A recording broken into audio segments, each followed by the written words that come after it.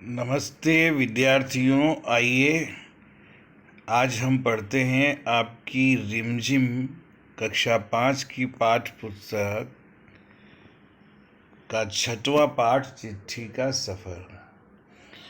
ये आपकी कक्षा 5वीं की पाठ्य पुस्तक का 6th लेसन है। आप बच्चों, चिट्ठी क्या होती है, पोस्ट कार्ड क्या होता है, अंतर्देशीय कार्ड क्या होता है और लिफाफा क्या होता है, यह सब इस पाठ में जानेंगे। आज के ज़माने में अगर हमें अपना संदेश किसी को भेजना होता है तो हम ज़्यादातर इलेक्ट्रॉनिक तरीक़ों का इस्तेमाल करते हैं। आपको पता है, हम व्हाट्सएप के द्वारा मैसेज भेजते हैं, फेसबुक पर मैसेज भेजते हैं, ईमेल है, टेलीग्राफ है, इंस्टाग्राम है। ये सारी चीज़ें छोटे छोटे बच्चे बचपन से ही जान जाते हैं। लेकिन आज भी बड़े होकर के अगर आपको किसी कंपनी में नौकरी चाहिए, जॉब करना है, तो जब आपको अपने आवेदन पत्र की हार्ड कॉपी सम्मिलित करना होती है, आवेदन करना होता है, प्रार्थना पत्र लिखना होता है, या किसी प्रकार का अवकाश लेने के लिए चिट्ठी लिखनी होती है, या अन्य कोई बात आपको अपनों तक पहुंचानी होती है, तो वह भी एक प्रकार का चिट्ठी का रूप ही होता है, जिसे आपको बाई पोस्ट डाक विभाग का इस्तेमाल करके पहुंचाना होता है। आइए पाठ की शुरुआत करते हैं कि आप कक्षा 5वीं में आ गए हो। कक्षा 5वीं की जो बच्चे होते हैं उनकी उम्र 10 से 12 साल की होती है। तो ये 10-12 साल का जो जीवन आपने जिया है, इनमें आपने कभी न कभी कुछ न कुछ पत्र तो लिखा ही होगा, और वे पत्र अपने सही पते और सही समय पर किस तरह पहुंचे होंगे।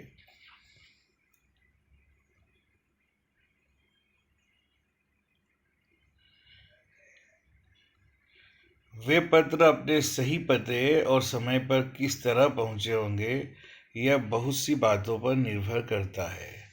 जैसे कि चिट्ठी किस स्थान से किस स्थान पर भेजी जा रही है, यानी जहाँ से भेजी जा रही है उसका पता होना चाहिए, और जिस जगह भेजी जा रही है उसका भी पता होना चाहिए।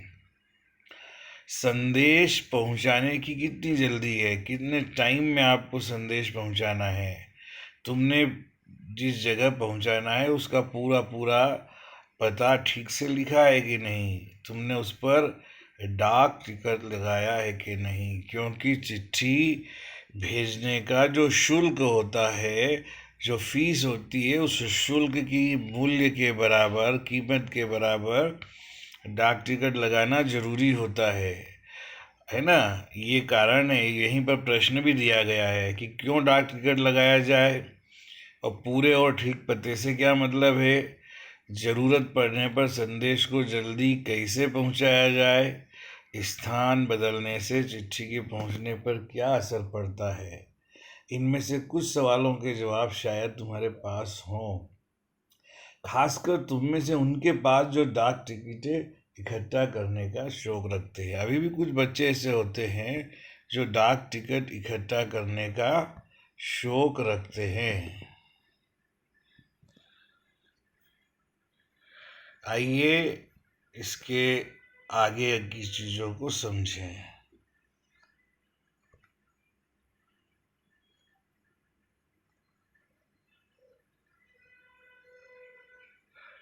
इन सवालों के जवाब के लिए जो नीचे कुछ लिफाफे दिए हैं, इनको आइए हम देखते हैं। पहला जो लिफाफा है, इस पे पता लिखा हुआ है महात्मा गांधी, जहाँ हो वहाँ। अब कैसे पता चलेगा कि महात्मा गांधी लिखा है और जहाँ हो वहाँ पहुँचा दिया जाए। दूसरा ये लिफाफा है, इस पर बताया हुआ है कि श्रीमान निदेशक महोदय, राष्ट्रीय शैक्षणिक अनुसंधान एवं प्रशिक्षण परिषद, अरविंद मार्ग, नई दिल्ली। मतलब इसमें संस्था का नाम लिखा है, उपनाम लिखा है, डायरेक्टर का नाम लिखा है, ये पिन कोड लिखे हैं और पूरा पता बड़ा स्पष्ट तरीके से दिया हुआ है। तो दोनों में क्या अंतर है देखिए, एक में लिखा है केवल महात्मा गांधी जहाँ हो वहाँ, है ना। वर्धा भी लिखा है, वर्धा में गांधी जी का आश्रम था। जबकि लिफाफे पर इमारत या संस्थान से लेकर शहर तक का भी नाम लिखा हुआ है। पते में सबसे छोटी भौगोलिक इकाई का मतलब होता है ज्योग्राफिकल यूनिट, जैसे गांव, गली, मोहल्ला, ये सबसे छोटी भौगोलिक इकाई होती है। यहाँ से शुरू करके बड़ी की ओर बढ़ते हैं ना। सबसे छोटी भौगोलिक इकाई होती है मकान नंबर। मकान नंबर के बाद गली नंबर, फिर कॉलोनी का नाम, आपके मोहल्ले का नाम, फिर उसके बाद शहर का नाम, शहर के नाम के बाद तहसील, जिला, प्रदेश। ये सब भौगोलिक इकाइयाँ हैं बच्चों, ये समझना ज़रूरी है। तो छोटी से स्टार्ट करके बड़ी भौगोलिक इकाई तक हम लिखते हैं कि घर के नंबर के बाद बताया ना मैंने, गली मोहल्ले का नाम, फिर गांव, कस्बा, शहर, है ना। उसके बाद जो अंक हम लिखते हैं उनको पिन कोड कहते हैं। ये पिन कोड 6 अंकों का होता है और इसका अपना महत्व है। पहला अंक उससे पता लगता है कि हम कौन से प्रदेश से चिट्ठी लिख रहे हैं। जो प्रदेश का भी उसमें पहला अंक उस प्रदेश को बताता है ना। प्रत्येक और दूसरे के बाद जो क्षेत्र है बड़ा उसको बताता है, और आखिरी के जो 3 अंक होते हैं वो उस क्षेत्र के डाकघर के होते हैं जहाँ पर उसको अंतिम रूप में पहुँचना है। तो इस पिन कोड के लिखने की शुरुआत कब हुई थी? बताया है इसमें 15 अगस्त 1972 को, यानी जब हमारी आज़ादी के 25 साल हो गए थे, तब पोस्टल नंबर योजना के नाम से ये योजना बनी थी। और गांधी जी को मिले इस पत्र पर और उन्हें मिले किसी भी पत्र पर पिन कोड आपको नहीं दिखेगा, है ना। तो ये 6 अंकों का पिन कोड का खास अर्थ क्या है? जैसे एनसीईआरटी में 110016 लिखा है, 110016। तो पहले स्थान पर दिया गया अंक क्या बताता है? पहले स्थान पर दिया गया अंक यह तय करते हैं, पहले 2 अंक, कि ये कहाँ का है। पहले 2 अंक में हमारे देश के जो खास प्रदेश और राष्ट्रीय राजधानी क्षेत्र है वो सब आ जाते हैं, और ना तो ये हमारे अगले 3 अंक क्या बताते? पहले 2 अंक बताते हैं कि हम दिल्ली, हरियाणा, हिमाचल, एमपी, यूपी, राजस्थान कहाँ का वो कोड है, कहाँ से वो पत्र जा रहा है, किस प्रदेश से है। और तीसरा अंक इसका जो उप क्षेत्र है उसको बताता है, और आखिरी के 3 अंक उस डाकघर का कोड है जहाँ पे डाक बांटी जानी है। तो ये 6 अंकों का इस तरह से हिसाब हो सकता है। अब तुम्हारा स्कूल जहाँ पर है उस इलाके का पिन कोड आप पता करो, 3 अंकों का, आखिरी में 3 अंक उसके कोड होंगे। और अपने घर के इलाके का पिन कोड नंबर भी पता करो। पिन कोड की जानकारी डाकघर से हम प्राप्त कर सकते हैं। हर जगह का, हर क्षेत्र का एक फिक्स पिन कोड होता है, और अगर आपने पिन कोड सही लिखा तो आपका पता थोड़ा बहुत गलत भी होगा तो चलेगा, पिन कोड के हिसाब से एकदम सही जगह जाएगा। इसलिए ये ध्यान रखना ज़रूरी है बच्चों कि डाकघरों में जो टेलीफोन होते हैं ना, उनकी डायरेक्टरी की तरह पिन कोड की भी डायरेक्टरी मिलती है। पूरे देश के जितने भी पिन कोड है, चाहे 10 लाख, 20 लाख, 50 लाख, कितने भी हो, वो सब हम चाहें तो ढूंढ सकते हैं। पिन कोड को तो इंटरनेट पर, गूगल पर भी आजकल लोग देख सकते हैं, है ना। देखो ये डाक टिकट है, और टिकट जो लोग बच्चे इकट्ठे करते हैं ना, उनका शौक काफ़ी लोकप्रिय होता है। धीरे धीरे टिकट संग्रह के अलावा डाक से जुड़ी बहुत सी चीज़ें शामिल हो गई है। डाक का विज्ञान इसको कहें तो गलत नहीं होगा। क्या आप जानते हैं कि इस विज्ञान को क्या नाम दिया गया है? पता करो और यहाँ पे लिखो जो डाक से रिलेटेड जानकारी उनके बारे में, है ना। देखो, पहले जो अब यहाँ पर हम बता रहे हैं कि पिन कोड की शुरुआत तो इस 1972 में हुई थी, और गांधी जी को जो पत्र मिले उसमें किसी भी पत्र पर पिन कोड पहले नहीं लिखा गया था। सिर्फ पिन कोड का ही फर्क नहीं है, समय के साथ डाक सेवाओं में लगातार बदलाव और विकास होता जा रहा है। बहुत पुराने समय में कबूतरों के द्वारा चिट्ठी भेजी जाती थी, संदेश भेजा जाता था चिट्ठी पे लिखकर। और संदेश वाहक कबूतरों की बात हो रही है, तो उन इंसानों की बात कैसे ना हो जो ऐसे समय में डाक पहुंचाने का काम करते थे, जब संचार और परिवहन के साधन बहुत लिमिटेड से सीमित थे, है ना। रोड नहीं होते थे, गांवों को कनेक्ट करने के लिए पगडंडियां होती थी, है ना, जहाँ केवल पैदल ही चला जा सकता था, या केवल साइकिल चल सकती थी, या बैलगाड़ी, और कोई वाहन उन पर चलना संभव नहीं था। तो बात हो रही है उन हरकारों की जो पैदल ही आम आदमी तक चिट्ठी पहुंचाने का काम करते थे, जो एक जगह से दूसरी जगह जाकर चिट्ठी पहुंचाने का काम करते थे पैदल। उनको क्या बोलते थे? हरकारे। ये याद रखना, इस पे प्रश्न आ सकता है। राजा महाराजाओं के पास घुड़सवार हरकारे हुए करते थे, है ना। जो बड़े बहुत पैसे वाले होते थे उनके पास जो हरकारे होते थे वो घोड़ा उनके पास रहता था ताकि जल्दी पहुंच जाए। उनको सिर्फ हर तरह की जगहों पर पहुंचाना होता था, बल्कि डाक की रक्षा भी करनी होती थी। डाक लुटेरों या जंगली जानवरों की चपेट में आने का डर हमेशा बना रहता था। आज भी भारतीय डाक सेवा दुर्गम और पहाड़ी इलाकों तक डाक पहुंचाने के लिए हरकारों पर निर्भर करती है।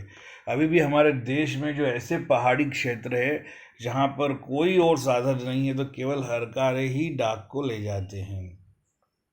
ऐसे कौन से क्षेत्र है आज भी हमारे देश में? जैसे जम्मू कश्मीर है, लद्दाख है ना। वहाँ के खंड में एक पदम करके जंस्कार जैसी कई जगह हैं जहाँ हरकारे डाक पहुँचाते हैं। आजकल तो संदेश भेजने के नए नए और तेज साधन आसानी से उपलब्ध हो गए हैं, जो मैंने आपको शुरू में भी बताए थे। डाक बांटने में हवाई जहाज़ का भी उपयोग होता है, पानी के जहाज़ का भी होता है, और जाने कौन कौन से साधन इस्तेमाल किए जाते हैं। डाक विभाग भी पत्र और मनी ऑर्डर के साथ साथ ईमेल, बधाई कार्ड आदि लोगों तक पहुंचा रहा है। कबूतरों की उड़ान से लेकर हवाई डाक सेवाओं तक का सफर दिलचस्प करने वाला है। यह सोचकर बड़ा आश्चर्य होता है कि कबूतर जैसा पक्षी भी क्या डाक पहुंचा सकता है। देखो, इस पर कुछ फिल्में बनी हैं, आपने देखी होगी, है ना। तो उन फिल्मों में कबूतर ही संदेश पहुंचाते हैं, उस पर गीत भी बने हुए हैं कि कबूतर जा जा जा करके एक गीत था। बहुत पुरानी पिक्चर थी, 90 के आसपास आई थी, 30 साल पहले, है ना। तो उसमें कबूतर ने ही संदेश वाहक का काम किया था। इसके अलावा बहुत सारे सीरियल ऐसे बने हैं, बहुत सारी फिल्में ऐसी है जहाँ पर कबूतर संदेश वाहक का काम, चिट्ठी पहुँचाने का काम करते थे। तो कबूतर की भी कई प्रजातियाँ होती है। प्रजातियाँ यानी इसके जाति के कई प्रकार होते हैं, कई प्रकार की वेराइटीज़ होती है, और ये सब संदेश लाने ले जाने का काम नहीं कर सकती, है ना। एक कबूतर की प्रजाति गिरहबाज या हुमर। ये हुमर वो प्रजाति है जिसे ट्रेन करके, प्रशिक्षित करके डाक संदेश भेजने के काम में लाया जाता है ना। आखिर कबूतर अपना रास्ता ढूंढ कैसे लेता है?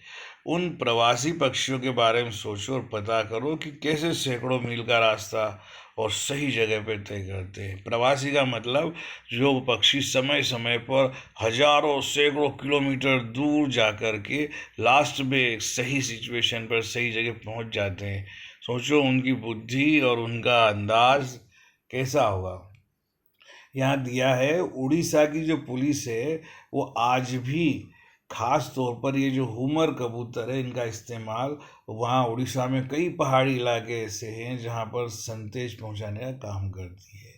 कानून व्यवस्था, संकट और अन्य मौक़ों पर संदेश के लिए कबूतर बहुत ही उपयोगी साबित हुए।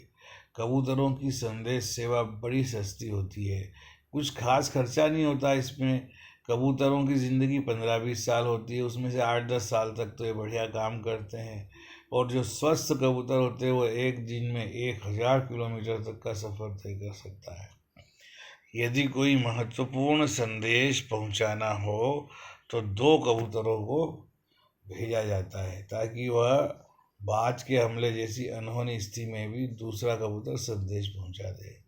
है ना, कबूतर पर अगर बाज ने हमला कर दिया तो एक कबूतर संदेश पहुंचा देगा, दूसरा लड़ने में लग जाएगा, ऐसा भी होता है। शायद ये पढ़कर तुम एक ऐसे कबूतर की कहानी पढ़ना चाहो जो दूसरे विश्व युद्ध में संदेश पहुंचाता था। जब सेकंड वर्ल्ड वार हुआ था तब भी कबूतरों ने अपना रोल निभाया था। इस कबूतर की कहानी नेशनल बुक ट्रस्ट से अंग्रेजी में छपी एक किताब में दी गई है, और उस किताब का नाम क्या है? ग्रे नेक। आप अपनी लाइब्रेरी में पता कर सकते हैं, नहीं है तो लाइब्रेरी के मंगवाने का आग्रह भी कर सकते हैं। अगर तुम हिंदी में पढ़ना चाहते हो तो क्यों ना नेशनल बुक ट्रस्ट को पत्र लिखो कि वो इस किताब को हिंदी में भी छापे। ये उसका पता है नेशनल बुक ट्रस्ट का, नेहरू भवन 5 इंस्टीट्यूशनल एरिया, फेज 11, वसंत कुंज, नई दिल्ली। तो इस प्रकार से बच्चों, ये आपका जो पाठ था चिट्ठी का सफ़र यहाँ पर ख़त्म होता है। अब बताओ, गांधी जी को सिर्फ उनके नाम और देश के नाम के सारे पत्र कैसे पहुँच गया होगा? तो सीधा सा इसका उत्तर है, हम कह सकते गांधी जी पूरे देश में प्रसिद्ध थे। हर इंसान केवल गांधी जी के ही समझ जाता था कि यह किसके लिए कहा गया है। इसलिए जो डाक पहुंचाने वाला डाक विभाग है, संदेश वाहक है, उसको भी इसमें किसी प्रकार का कोई कन्फ्यूजन या शंका नहीं होती थी। इसलिए उनके नाम से पहुंचा जा सकता है आसानी से। अगर अभी आप केवल नरेंद्र मोदी नई दिल्ली लिख दें या केवल नरेंद्र मोदी लिख दें, तो नरेंद्र मोदी को कौन नहीं जानता? भारत ही नहीं, विश्व में उनका पता आसानी से कोई भी बता सकता है। इसलिए नरेंद्र मोदी नाम लिखने से ही बात वहाँ तक पहुँच सकती है।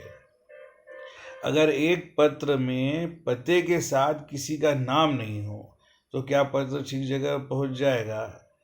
बिल्कुल, इसमें थोड़ा सा कन्फ्यूज़न तो होगा। अगर आप जिस इंसान को पत्र लिख रहे हैं उसका ही नाम नहीं होगा, बाकी मकान नंबर वगैरह सब होगा, तो वो क्षेत्र तक तो चला जाएगा, लेकिन बिना नाम के वो पत्र दिया किसको जाएगा? यहाँ समस्या आती है ना। इसलिए नाम होना बहुत ज़रूरी है। नाम न होने से ये सब समस्याएं आ सकती है। क्या क्या समस्याएं आ सकती है? नाम नहीं होने से पत्र किसे देना है ना, किस व्यक्ति के लिए लिखा गया है। अगर एक परिवार में 10 लोग हैं और मकान नंबर सब कुछ सही है लेकिन नाम नहीं है, तो किसे दिया जाए, ये समस्या आ सकती है। और जिसे दिया जाए उसके लिए वो चिट्ठी है भी कि नहीं, यह अंदाज लगाना मुश्किल होता है।